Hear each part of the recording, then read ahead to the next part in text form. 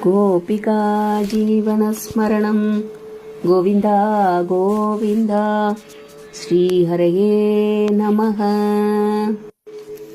प्रियव्रतस्य प्रियपुत्रभूदात् आप्नीत्रराजातुतिदोहिनाभिः त्वां द्राष्ट्वान् इष्टदमिष्टिमत्ये तवैव दुष्टे कृतयज्ञकर्म। अभिष्टुतस्तत्र मुनीश्वरैस्त्वं राज्ञस्वतुल्यं सुदमत्यमानः स्वयं जनिष्येऽहमिति ब्रुवाणः दिरोधदा पर्हिषि विश्वमूर्ते।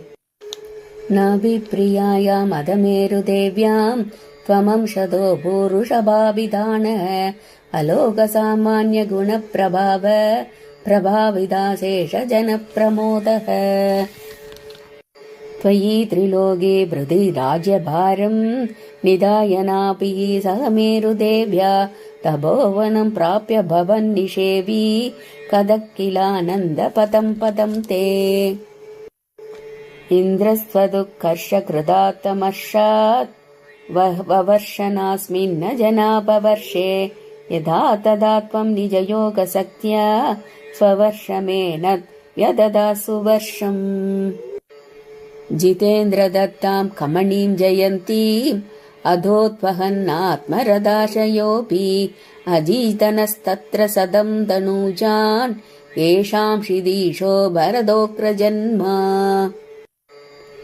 न वा भवन् योगिवरा नवान्ये त्वपालयन् भारतवर्षकण्ठान् सैकात्वशीति तव शेबपुत्राः तपो बलात् भूसुरभूयमीयुः।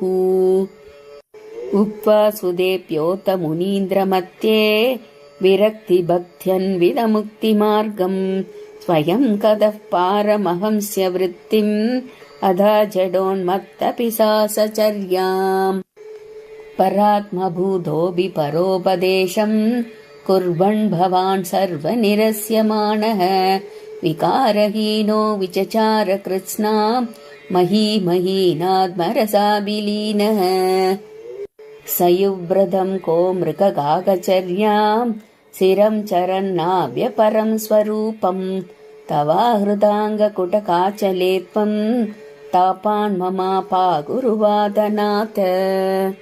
गोपिका जीवनस्मरणं गोविन्द गोविन्द श्रीहरये नमः।